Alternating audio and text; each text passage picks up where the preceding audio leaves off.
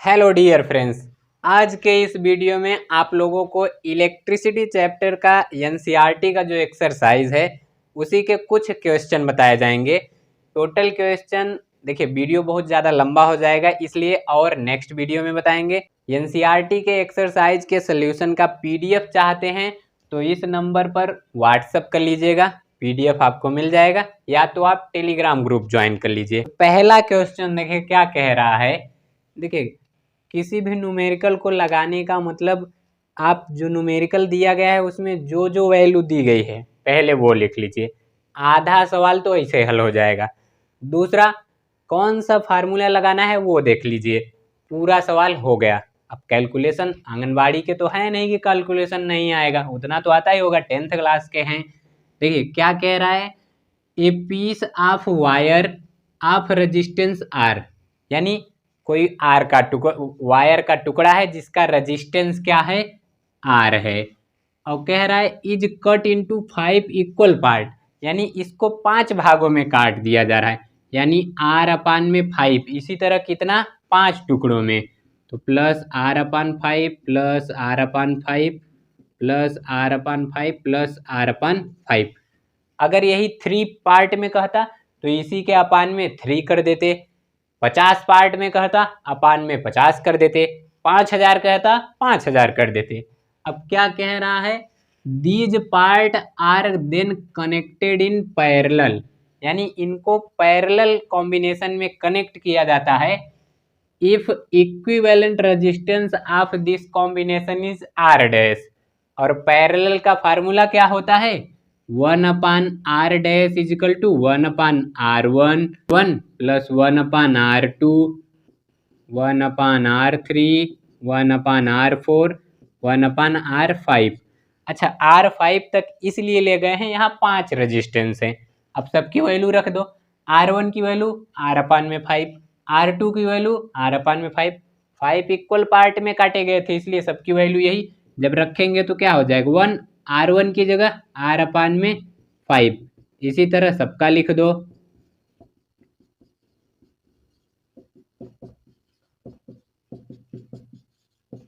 ये हो गया।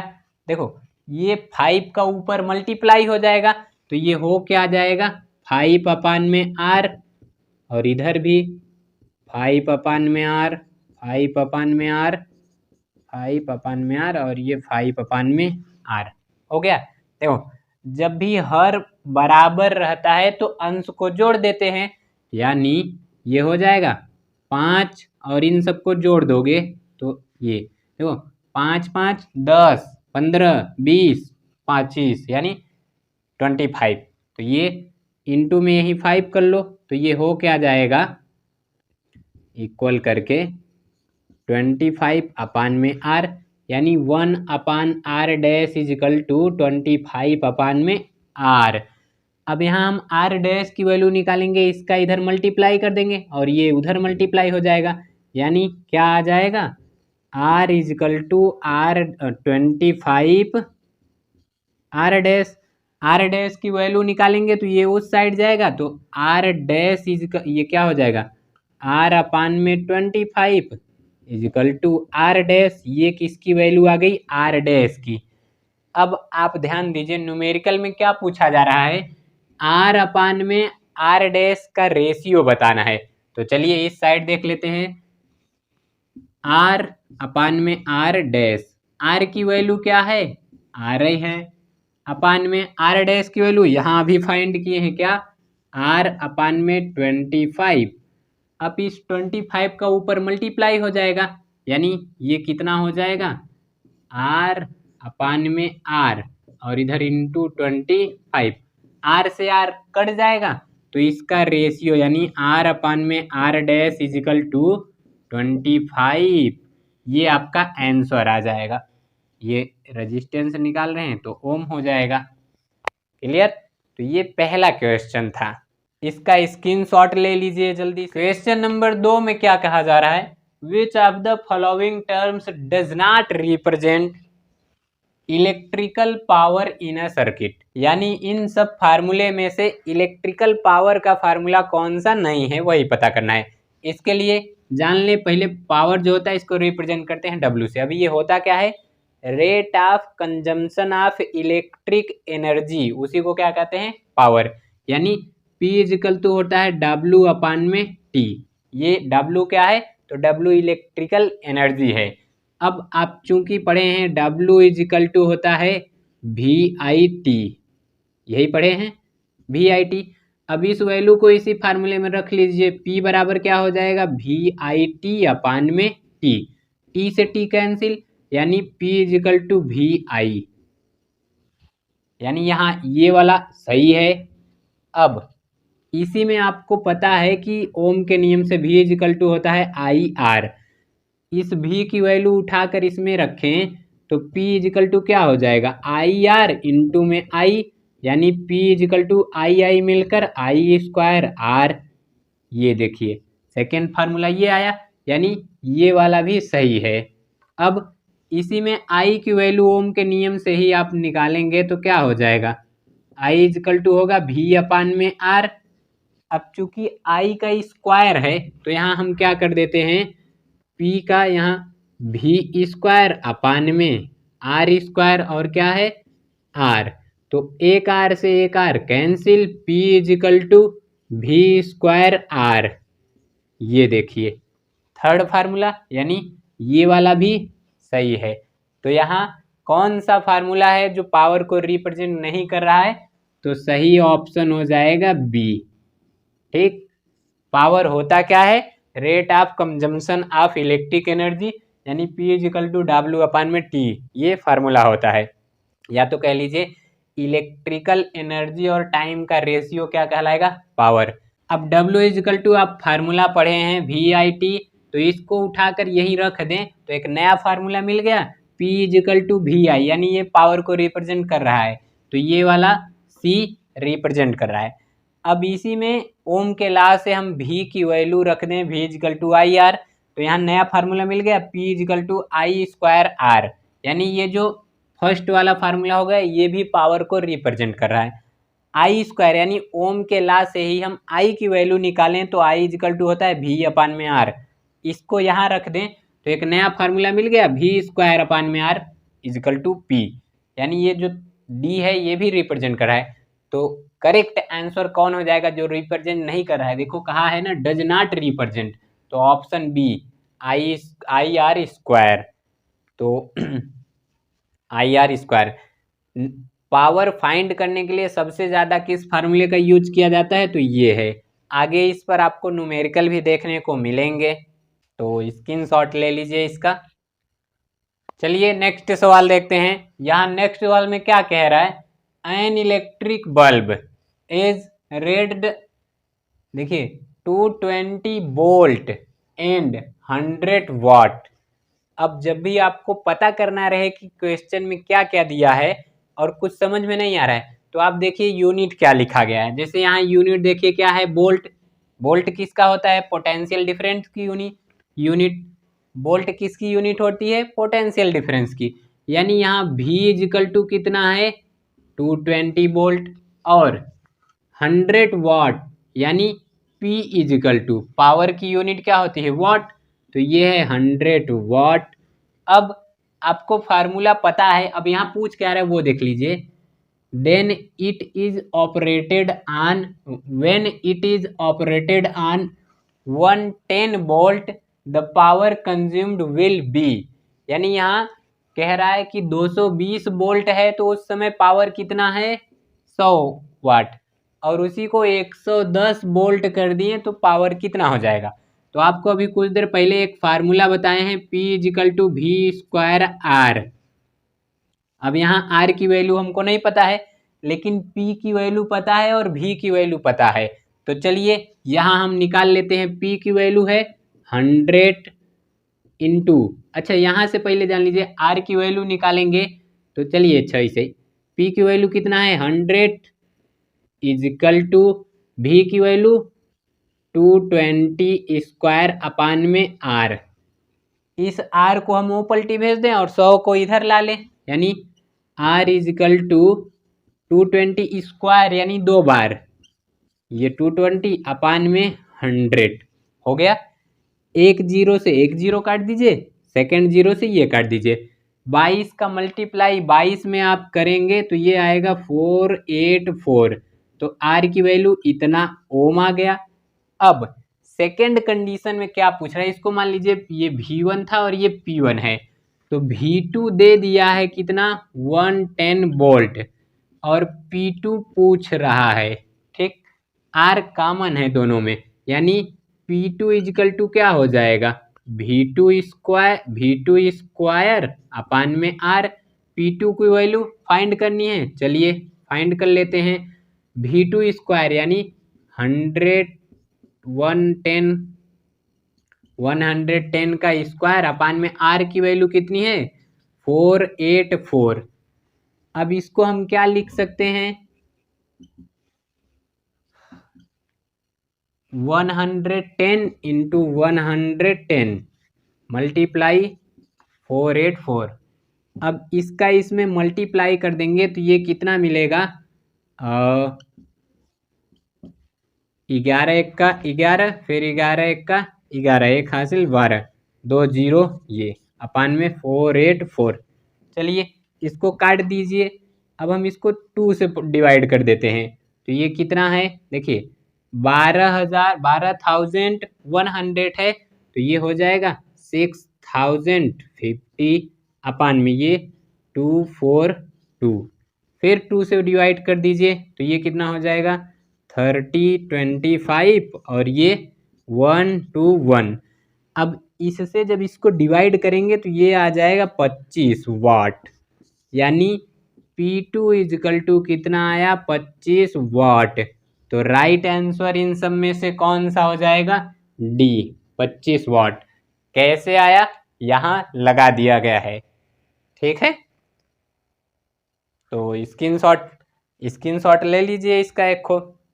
नेक्स्ट क्वेश्चन में देखिए क्या कह रहा है, two conducting wires of same material and of equal length and equal diameter, यानी दो ठो कोई वायर हैं उनका लेंथ और डायामीटर इक्वल है। यानी चलिए ये देख लीजिए, ये कोई वायर है तो इसका लेंथ यानी यल ये है लेंथ, और ये दो ठो है तो ये ले लीजिए, दो ठो ले लिए, और इसका डायामीटर कहा जा रहा है। ये क्या है मान लेते हैं इसका डायामीटर जो डी है, यहाँ डी और इसका भी डी, लेंथ यल और यल। तो जब आर आप फाइंड करेंगे तो आर इजकल टू क्या हो जाएगा रो यल अपान में ए इजकल टू हो जाता है पाई आर स्क्वायर, और डी का हाफ कर देंगे वो आर की वैल्यू आ जाती है। कुल मिला जुलाकर इसका जो रेजिस्टेंस है वो आर है और इसका भी रेजिस्टेंस आर होगा। ये इतनी बातें क्लियर। अब कहा जा रहा है कि diameter are first connected in series, यानी दो ठो कोई रजिस्टर हैं, पहले वो कनेक्ट होते हैं सीरीज में, then parallel in a circuit across same potential. तो यहाँ हम देख लेते हैं, ये सीरीज कॉम्बिनेशन है, यहाँ सेम दोनों रजिस्टर, यानी देखो कह रहा है ना two conducting wire of same material same length same diameter, तो ये भी आर और ये भी आर, रेजिस्टेंस आर रेजिस्टेंस, इसका पोटेंशियल भी और यहाँ करंट आई। तो यहाँ अगर हम निकालें इक्विवेलेंट रेजिस्टेंस तो आर यस इसलिए लिखें कि सीरीज में इसको मतलब सीरीज में इसको ज्वाइन किए हैं इसलिए यस लिख दिए हैं। तो क्या हो जाएगा R1 प्लस में R2, R1 की वैल्यू R है प्लस R2 की वैल्यू भी R है, यानी आर एस इजिकल टू आ गया 2R। ये क्लियर। ये किस में था सीरीज में। पैरेलल देख लेते हैं, देखिए यहाँ पैरेलल कॉम्बिनेशन में क्या हो जाएगा, दो ठो रेजिस्टेंस है वो एक दूसरे के पैरेलल जुड़े हैं, तो यहाँ अगर हम इक्विवेलेंट रेजिस्टेंस फाइंड करें तो 1/R P लिख दे रहे हैं। ये P इसलिए लिखें कि इसको पैरेलल कॉम्बिनेशन में जोड़े हैं। तो यहाँ फार्मूला क्या हो जाता है R1 और प्लस में R2, R1 की वैल्यू R है प्लस में R2 की वैल्यू R है, ये इक्वल है, यानी 1/RP इजिकल टू ये ऊपर वाला जुड़ जाता है 2r हो जाएगा, यानी 1 और प्लस 1 2 हो गया, और नीचे का वैसे ही। तो यहाँ rp की वैल्यू निकालेंगे तो ये उल्टा हो जाएगा, यानी rp is equal to r upon में 2 हो गया। ये हो गया सीरीज में इक्विवेलेंट रेजिस्टेंस और ये हो गया पैरेलल में इक्विवेलेंट रेजिस्टेंस। पूछ क्या रहा है, the ratio of heat produce in series and parallel. तो चलिए यहाँ हम ज्ञात कर लेते हैं। देखिए आपको पता होगा कि जो हीट का फार्मूला है H इजिकल टू एक होता है v² T अपान में R होता है यही। तो इसी फार्मूले को हम एक बार देखते हैं सीरीज के लिए और एक बार पैरेलल के लिए, यानी कि हम देख रहे हैं HS सीरीज के लिए और अपान में HP पैरेलल के लिए। तो चलिए फार्मूला लिखिए, v² T अपान में R, ये सीरीज के लिए देख रहे हैं तो यस हो जाएगा, होल बटे v² इंटू में T अपान में RP हो गया ये। अब यहाँ ध्यान दीजिएगा, v² से v² कट गया, T से T कट गया, तो बचा क्या, यहाँ है 1 अपान RS और होल बटे में 1 अपान RP। अब ये RS RP ऊपर जाएगा तो ये उल्टा हो जाता है, यानी मिला जुला कि ये क्या हो जाएगा RP अपान में RS, यही हो जाएगा। RP की वैल्यू क्या है, यानी लिखेंगे HS अपान में HP, तो R इजिकल टू क्या होगा RP अपान में RS।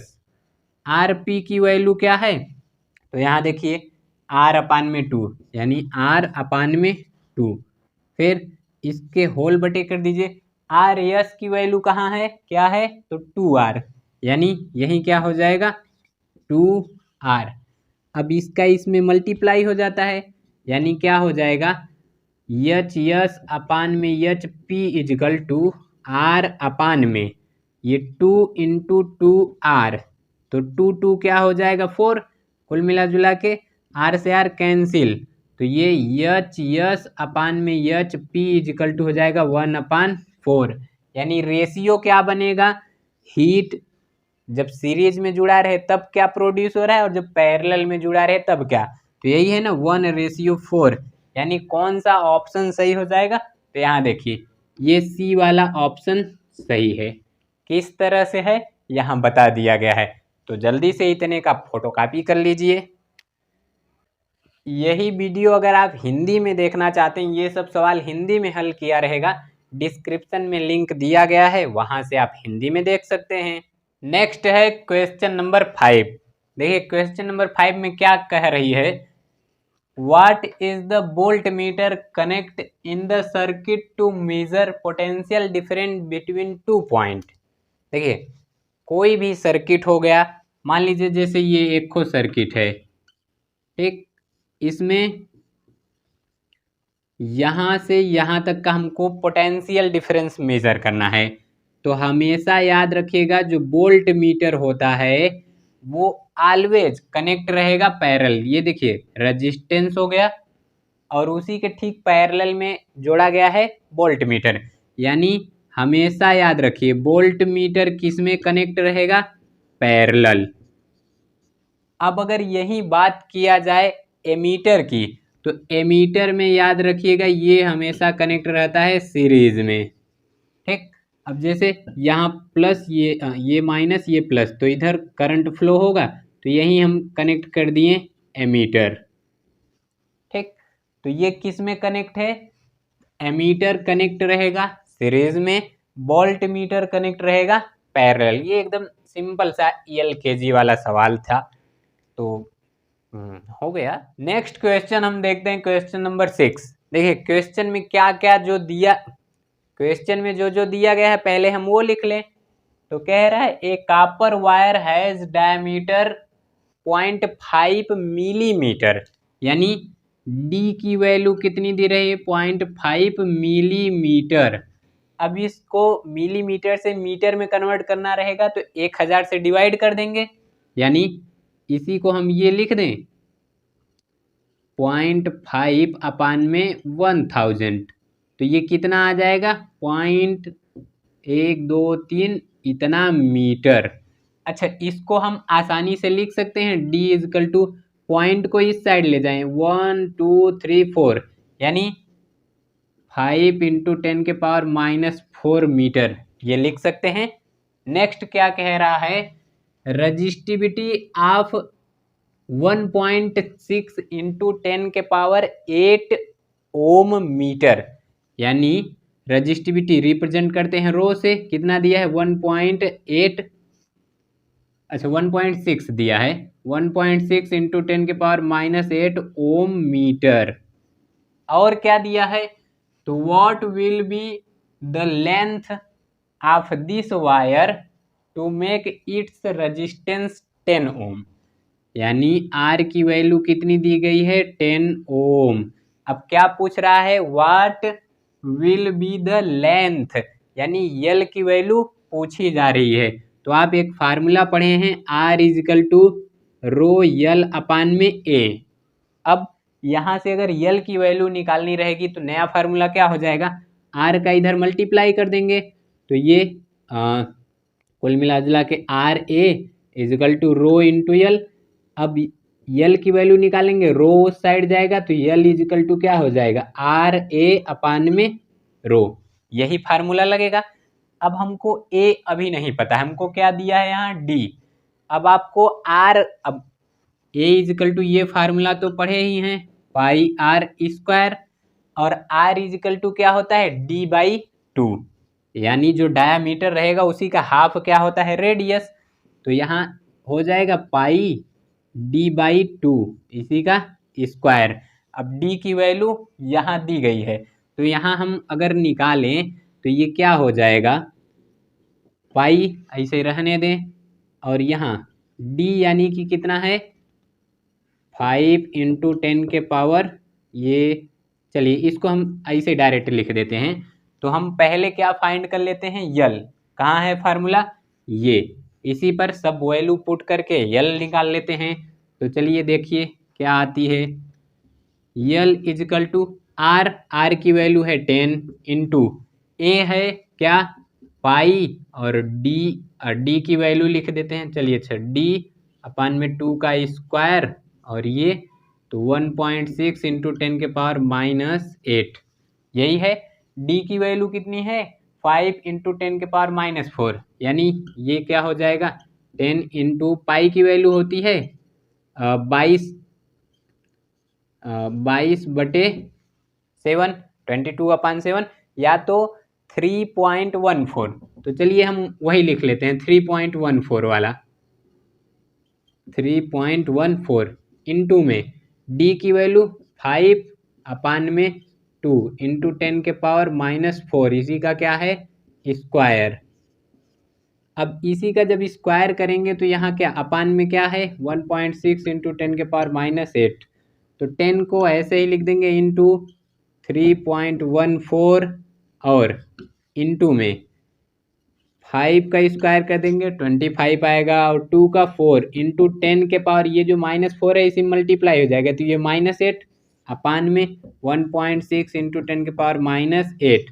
अब ये देखिए 10⁻⁻8 10⁻�8 कैंसिल आउट हो गया, और ये जो है इसका इसी ऊपर में मल्टीप्लाई हो जाएगा, इसका इसमें मल्टीप्लाई करेंगे तो क्या होगा 10 का इसमें, तो ये हो जाएगा 31.4 इंटू में ये 25, और अपान में तो ये 4 है, और ये जो 1.6 है ऊपर जाके इसी में मल्टीप्लाई हो जाएगा, तो यानी चलिए इसी में 1.46 मल्टीप्लाई कर दिए, 1 मतलब ये पॉइंट और पॉइंट कट जाएगा, तो ये क्या हो जाएगा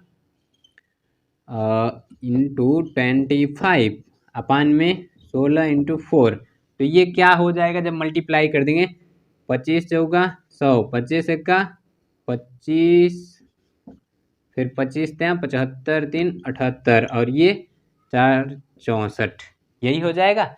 अब इससे जब इसमें डिवाइड करेंगे तो ये आपका यल इजिकल टू आ जाता है 122.6 मीटर, ये क्या आया है यल की वैल्यू।